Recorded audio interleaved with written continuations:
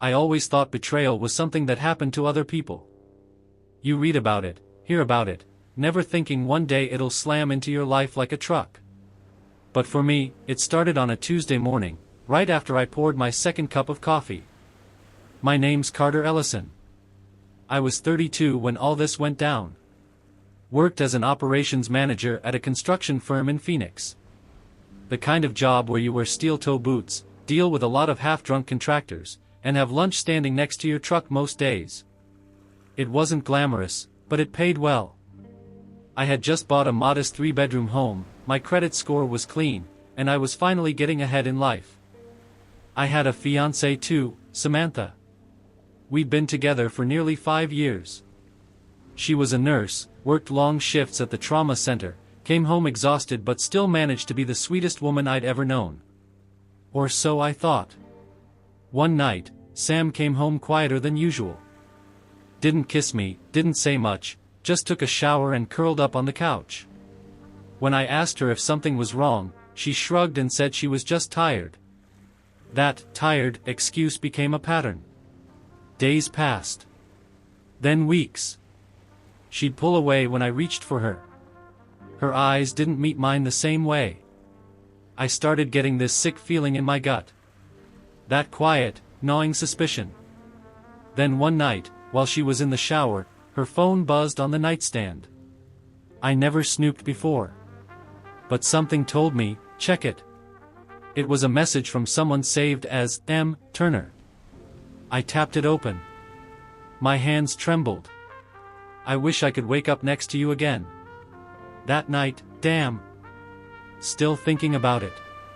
You make it so hard to go back to her. I stared at the screen, barely able to breathe. Her phone buzzed again. This time a photo. A grainy mirror pic. Shirtless guy. And I knew that bathroom. I'd been in it before. It was from my boss's house, Mike Turner. My direct supervisor. Married. 2 kids. Everything inside me went cold. My skin itched. My hands shook. My chest burned like I'd swallowed battery acid. I knew Mike and Sam had been friendly. He used to come over with his wife Rachel for dinners. Sam even helped babysit their toddler once. But this? This was war. And I didn't react. Not right away. I didn't confront her. I didn't scream or throw anything. No, I tucked that rage into my back pocket and began planning. Because I wasn't going to lose everything quietly. I was going to burn it all down. I didn't sleep that night. I just sat on the edge of the bed, staring at the ceiling fan, listening to her breathing softly beside me, completely unaware that I knew. The next morning, I acted normal. Kissed her forehead, made coffee, and left for work. But I didn't go to the office. Instead, I drove 2 towns over to meet my old buddy Wyatt. Wyatt was the kind of guy you called when you needed things done off the books. We'd grown up together, drifted apart after high school, but he owed me big time. I once kept him out of jail by taking the fall for a fight he started. Now, I was calling in that favor. I need dirt on Mike Turner, I told him. Deep dirt. The kind that buries people. Wyatt leaned back in his chair, lit a cigarette, and said, "You got a deadline?" I gave him 1 week. While Wyatt worked on Mike, I started handling Samantha. Carefully. I didn't want her to know I knew. I started asking little questions, innocent ones. How's work been? Did Mike ever hit on you? He seems like the type. She'd laugh it off. Lie to my face. She was good at it. But I was better. On day 4, Wyatt called. "You're not gonna believe this," he said. "Your boy Mike? He's been embezzling from your company for almost 3 years. Fake vendors, ghost invoices, the works. He's got offshore accounts tied to a shell company in Belize. And that's not all, he's been skimming cash from project budgets, too. I got the files. I got screenshots. Hell, I even got his voice on tape talking to his broker. I stared at the wall for a few seconds, stunned. "Can you get more?" "Already on it," Wyatt replied. "But man, he's dirty as hell." Suddenly, the affair wasn't even the biggest betrayal. Mike had been stealing from the company, and I realized something else. If I played this smart, I wouldn't just destroy their lives, I'd walk away clean, rich, and justified. Next, I needed proof of the affair. Cold, undeniable evidence. That Friday night, I told Sam I had to stay late at work. She didn't question it. Instead, she got all dressed up, said she was going to grab dinner with an old nursing school friend. I kissed her cheek, smiled like a fool, and then tailed her in my truck, lights off. She didn't go to dinner. She drove straight to a little 2-star motel on the edge of town. Room 117. I parked across the street, took photos of her walking in. 15 minutes later, Mike pulled up in his shiny silver Dodge. I got that too. Photos. Video. Even audio, thanks to a directional mic Wyatt lent me. I got them leaving 2 hours later, laughing. Next morning, I made backup copies. Uploaded everything to a private drive. Sent one to my attorney, just in case things got messy. Now it was time to put the plan in motion. And trust me, this wasn't going to be petty. This was going to be surgical. The following Monday, I walked into the office like it was any other day. Mike greeted me with his usual fake smile charm. I smiled back. "Carter, I need you to revise the Pine Ridge numbers," he said. "We're over budget." I nodded. "Sure thing, boss." But I had already reviewed Pine Ridge's numbers over the weekend. And they weren't just over budget. They were manipulated, another ghost invoice buried under concrete deliveries that never happened. That afternoon, I scheduled a quiet meeting with Mr. DeLuca, our company's founder. A grizzled old man who had built the firm from the ground up, no nonsense, sharp as a tack. I brought 2 USB drives, a printed summary, and an airtight presentation. I didn't show him the affair. Not yet. Instead, I focused purely on Mike's financial crimes, documented embezzlement, fake vendor trails, account routing numbers, even offshore transactions disguised through LLC fronts. Wyatt had dug deep.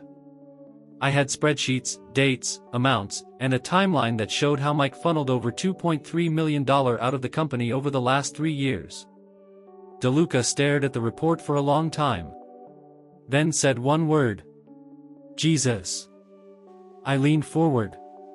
"If this gets out, it'll destroy the company's credibility. Investors, city contracts, it all goes up in smoke." He looked at me carefully. "What are you proposing?" "I'll handle this discreetly. No cops. No headlines. But when the dust settles, I want Mike's position. And I want a controlling interest." DeLuca chuckled. "You're a cold bastard, Carter." "I just believe in loyalty," I said, staring him dead in the eyes. He agreed. Quietly. And just like that, I'd pulled the first lever. That evening, Mike was called into an emergency board session. He had no clue what was waiting for him, just strutted in, clueless. I wasn't in the room, but I heard later he left white-faced, his tie hanging loose, muttering something about misunderstandings. He didn't show up the next day. Or the one after. I knew he'd try to get ahead of it, probably liquidate, maybe flee. But DeLuca had already moved. His accounts were frozen, flagged for audit.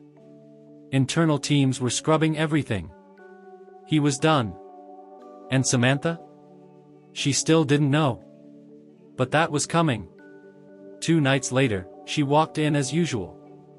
I was sitting on the couch, TV on, whiskey in hand. I looked calm. She kissed me on the cheek, sat beside me. "Work was hell today," she sighed. "Can we order Thai?" I muted the TV. "How was room 117?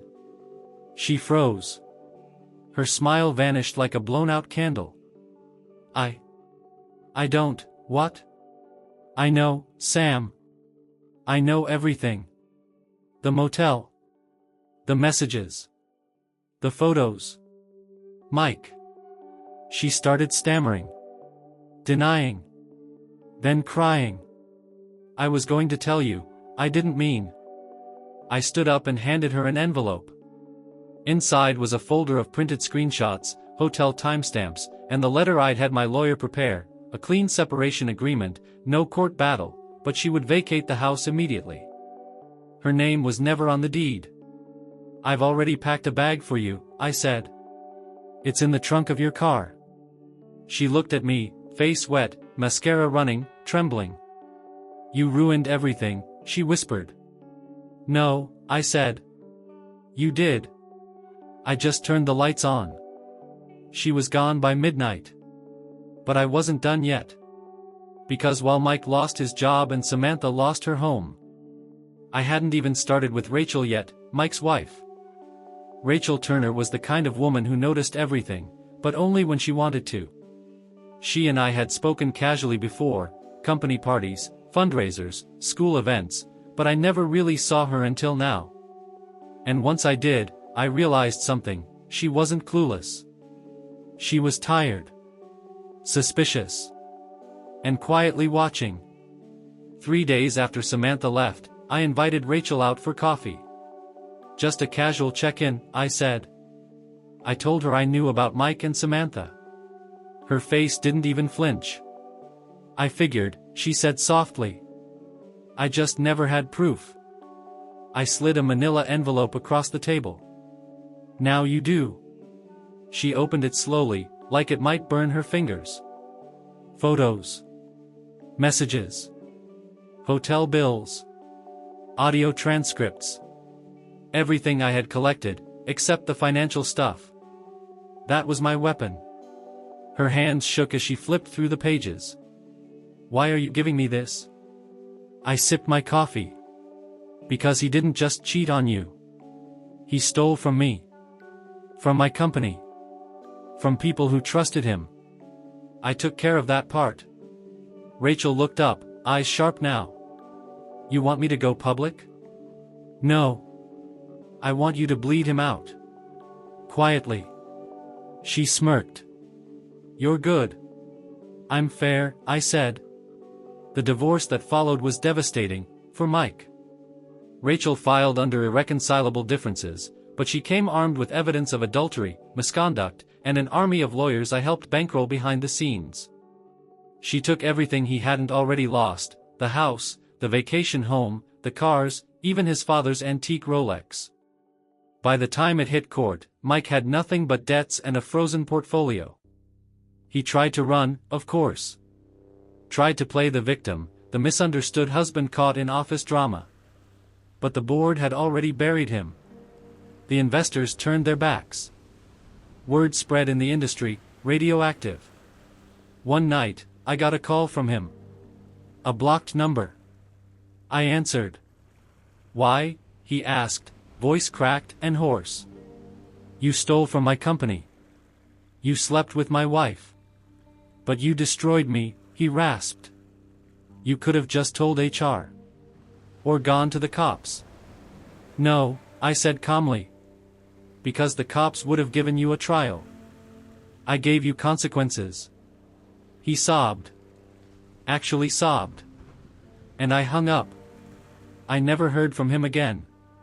Samantha moved in with her sister 3 towns over, tried to call me twice. I blocked her. She eventually got a job at a clinic and started dating some guy with neck tattoos and a vape problem. She didn't seem happy. Rachel? She thrived. Sold both houses. Moved to Denver. Got a real estate license. Last I heard, she was doing well. We exchanged Christmas cards once. Just once. As for me, I got promoted. Bought Mike's old office chair just so I could toss it in the dumpster. I kept things quiet, clean, and legal. No court cases. No drama. Just results. And you know what? I slept like a baby for the first time in years. But people always ask me, don't you regret going that far? Not even a little. Because when someone tries to bury you, you don't dig a hole beside them. You build a throne on top of their lives. 6 months passed. I'd settled into my new role. The corner office. Executive authority. Respect in meetings I used to be invisible in. But revenge has a funny aftertaste, not bitter, not sweet. Just quiet. One rainy Friday, as I left the office, I saw a figure across the parking lot, leaning against the bus stop bench. Soaked, thin jacket, head down. It was Mike. He looked like a ghost. Hollow cheeks, bloodshot eyes, clothes hanging off his frame. He didn't see me. I don't even think he could see clearly. Just sitting there, staring at nothing. I walked right past. No anger. No satisfaction. Just silence. Because here's the thing about revenge, the real kind, the deep, personal kind, isn't about theatrics. It's about truth. It's about showing someone the mirror they've spent years avoiding. And making sure they never forget what they see. A few weeks later, I visited my parents. My dad grilled steaks. My mom poured wine. And for the first time in a long time, I laughed, not the polite office kind, but real, belly-aching laughter. It felt strange at first. Then, earned. I told them about Samantha in vague terms. I didn't mention the affair. Just said, we weren't right. And I see that now. They nodded. Then my mom asked, do you still believe in love? I thought about it for a moment. About betrayal, about destruction, about how I'd rebuilt myself from the ashes of people who thought I was weak. I believe in loyalty, I said. And I believe in consequences. A year later, I started dating again. Nothing serious. Just dinners. Conversations. Honesty. I was slower now, more cautious, but not bitter. Because revenge had already done its job. It didn't consume me. It cleared me. Mike's name eventually disappeared from the company records. No one mentioned him anymore. Samantha became a footnote. A chapter I'd read once but didn't bookmark. And me? I became the guy nobody underestimated twice. So, if you're ever betrayed, deeply, personally, don't scream. Don't fight in public. Just collect the facts. Wait in silence. Then strike so clean that they won't even know they're bleeding until they're alone, staring into nothing, and wondering how they lost it all. Because revenge isn't about getting even. It's about getting ahead. And never looking back.